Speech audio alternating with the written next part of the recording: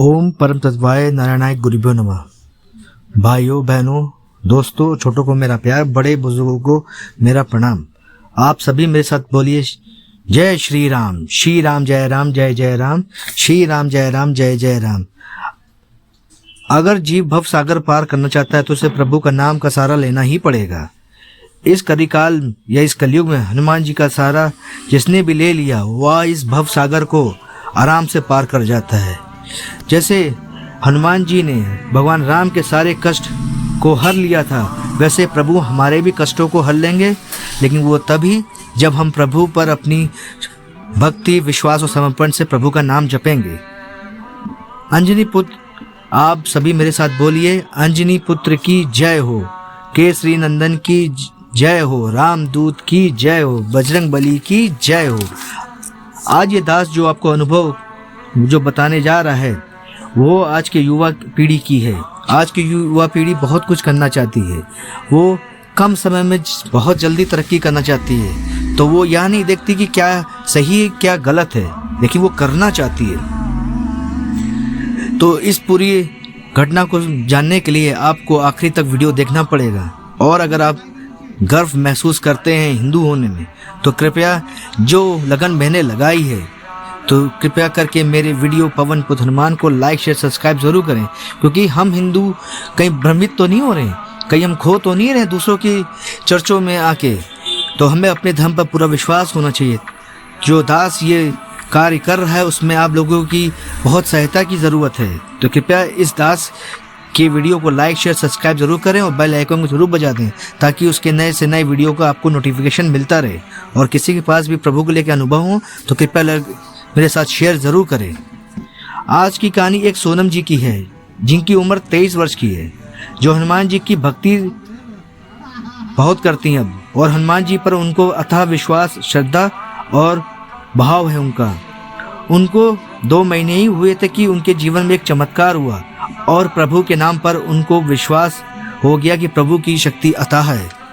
वे बताती हैं कि पहले उनको पूजा पाठ पर बिल्कुल विश्वास नहीं था। वह कभी कभी अपनी मम्मी पापा के साथ मंदिर जाती थी तो उनको ऐसा लगता था कि क्या ढोंग है, क्या बकवास चीज़ है। वह बस अपनी माता पिता के साथ सोचती थी कि एक फॉर्मेलिटी अदा करने के लिए जाती थी, उनको बिल्कुल विश्वास नहीं था। वे बताती है कि मुझे कोई भी पूजा करने का मन कभी नहीं करता था, लेकिन वो बताते हैं कि पिछले 1 साल से वो डिप्रेशन या एंजाइटी में चल रही थी। इसी कारण उनमें बहुत ज़्यादा चेंजेस आ गए थे, वो बहुत डिस्टर्ब रहती थी और पिछले 1 साल से वो ठीक से सो भी नहीं पा रही थी, जिसके कारण उनमें तनाव भरपूर रहता था। वो बात में चिड़चिड़ाया करती थी, गुस्सा करती थी और छोटी छोटी बातों में बहुत ज़्यादा गुस्सा करती थी। वो बताती हैं कि उनके सर में इतना दर्द रहता था कि कभी कभी उनको सुसाइड करने का मन भी करता था और इतने खराब विचार आते थे जो चाह करने के मन तो बहुत करते थे, लेकिन मैं रुक जाती थी। यह सब देखकर मेरे पापा मुझे एक डॉक्टर को दिखाने ले गए। डॉक्टर साहब ने मुझे पूरा चेकअप किया और बताया कि ये मेरा लक्षण एंजाइटी का है, जिसके कारण मुझे ये सब हो रहा है। उन्हें फिर मुझे कुछ दिन के लिए दवा दी। वो दवा की वजह से मेरा सर दर्द और नींद तो ठीक हो गई, पर पूरी नींद भी मुझे आने लगी, जिसके कारण मुझे कुछ अच्छा पहले से महसूस होने लगा और मेरे मन में और चेहरे में थोड़ी खुशी भी आने लगी, जिसको देख के मेरे घर वाले समझने लगे मैं ठीक हो गई हूँ। लेकिन कुछ महीनों के बाद ही मुझे फिर वही दिक्कत दोबारा दुगना महसूस होने लगी। वही चीज़ें होने लगी जो पहले मेरे साथ होती थी, जैसे मेरा सर दर्द होना, चिड़चिड़ापन होना, गुस्सा आना, बेवजह रोना और अकेले रहना और बात पे चिल्लाना। मैं बहुत ऊब चुकी थी अपने आप से कि तो करूँ मैं क्या, मेरे पास कोई हल तो था नहीं। फिर एक दिन अचानक मैं अपने घर के मंदिर में जाकर चिल्ला के प्रभु के सामने, हनुमान जी के सामने कहने लगी, हे कष्ट भंजन, हे हनुमान जी, मेरा क्या होगा, मुझे कोई रास्ता दिखाइए। उनको कुछ समझ में नहीं आया था उनका हल कैसे होगा समस्याओं का। डिप्रेशन के कारण जो एग्जामिनेशन की तैयारी कर रही थी पिछले 1 साल से, उसका पेपर भी वो ख़राब हो गया था, तो उसकी वजह से वो और ज़्यादा डिप्रेशन में आ गई थी। फिर हनुमान जी के पास हनुमान जी के मंदिर के पास जाके वो खूब रोई, खूब उनको बुरा भला कहा कि यहाँ कौन सी परीक्षा मेरी ले रहे हैं, मेरी यह हालत देखकर मुझे ये कौन सी परीक्षा मेरी ले रहे हैं, किस कारण मुझे दे रहे हैं। मेरी दोबारा ऐसी ख़राब हालत देख के मेरे पापा मुझे तुरंत उसी डॉक्टर के पास ले गए। फिर उन्होंने मुझे 2 महीने की दवा लिख दी। पूरा मेरा चेकअप करने के बाद मैंने पूरा 2 महीना उस दवा को खाया, लेकिन मेरे में अंतर नहीं आ रहा था। मुझे पहले जैसा स्वस्थ महसूस नहीं कर रही थी, पर जब मैंने वह स्थिति मेरी ठीक से नहीं हो पा रही थी जैसे पहले हो रही थी। मैं थक हार के जब हनुमान जी के पास जाकर जब मुझे कोई रास्ता समझ में नहीं आया तो मैं घर के मंदिर में हनुमान जी के पास जाकर जोर चिल्लाने लगी और प्रभु से कहने लगी, जैसे आपने राम जी की सारे कष्ट हल लिए थे तो क्या इस भक्त के आप कष्ट नहीं हरेंगे। मैं आपकी भक्ति नहीं करती हूँ, लेकिन अगर आप मुझ पर कृपा करेंगे तो मैं आपकी भक्ति करना चालू कर दूंगी। तभी मैंने देखा कि प्रभु की तस्वीर से एक तेज प्रकाश निकल रहा है और वो प्रकाश हनुमान चालीसा पर गिर रहा था। इतना प्रभाव देख के मैं बहुत अचंभित हो गया देख के। तभी मेरे अंदर पता नहीं कहाँ से क्या हुआ मुझे लगा कि हनुमान चालीसा का मुझे 21 दिन का अनुष्ठान करना चाहिए, जिससे मेरी समस्याओं का निवारण हो सकता है। और कुछ इतनी मैं सोच रही थी, तभी मेरे अंदर एक कॉन्फिडेंस आया और मेरे में विश्वास आया कि मैं ये कर सकती हूँ। और फिर मैंने एक दृढ़ निश्चय किया कि मैं 21 दिन का हनुमान चालीसा का पाठ जरूर करूँगी। जब मैंने संकल्प ले लिया तो हनुमान चालीसा का पाठ करने चालू किया तो हनुमान चालीसा पढ़ने के दौरान मेरे सर दर्द और बदन दर्द और मुझे गुस्सा बहुत आने लगा। मन मेरा कभी कभी यह करता था कि मैं तुरंत वहां से उठकर भाग जाऊं। संकल्प से पहले मुझे पंडित जी ने सारी विधि बता दी थी और सावधान किया था कि कुछ भी हो जाए तुम हनुमान चालीसा का पाठ जब तक पूरा ना हो जाए वहां से उठना नहीं।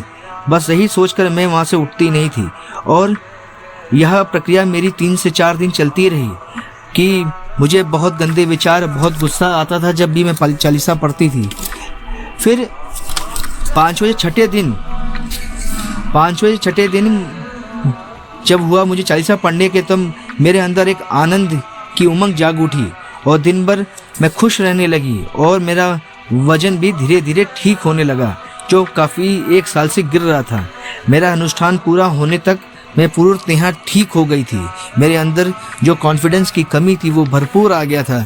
अब मुझे लगता था कि अब मैं बीमार कभी नहीं होंगी। मैं प्रभु की भक्ति और शक्ति दोनों देख के हतप्रभ हो गई थी कि प्रभु कितना जल्दी सुनते हैं।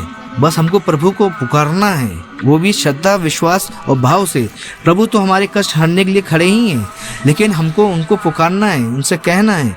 जब हमारी पूजा के दौरान प्रभु के पास पहुंचती है और तो उसका रिजल्ट हमको दुगना मिलता है। मेरा ये संकल्प खत्म होते थे मैं पूरी तरह से स्वस्थ हो चुकी थी, ये वो बताती हैं। तो दोस्तों, आपने देखा कैसे सोनम जी सिर्फ प्रभु पर आस्था की वजह से पूरी तरह ठीक हो गई।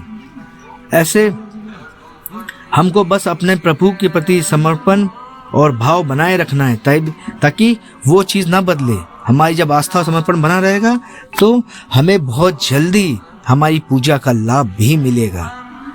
अगर आपको इस दास का कार्य पसंद आ रहा हो तो मेरे चैनल, और अगर आप हिंदू होने पर गर्व महसूस करते हैं तो मेरे चैनल पवन पुत्र हनुमान को लाइक, शेयर, सब्सक्राइब जरूर कर लें, क्योंकि मैं हिंदू होने पर बहुत गर्व महसूस करता हूँ। मैं चाह रहा हूँ कि जो हमारे धर्म के लोग दूसरे धर्मों के प्रति लगाव उनको होता जा रहा है वो ना हो, वो हमारे देवी देवताओं को अच्छी तरह जाने, उनसे जुड़ें।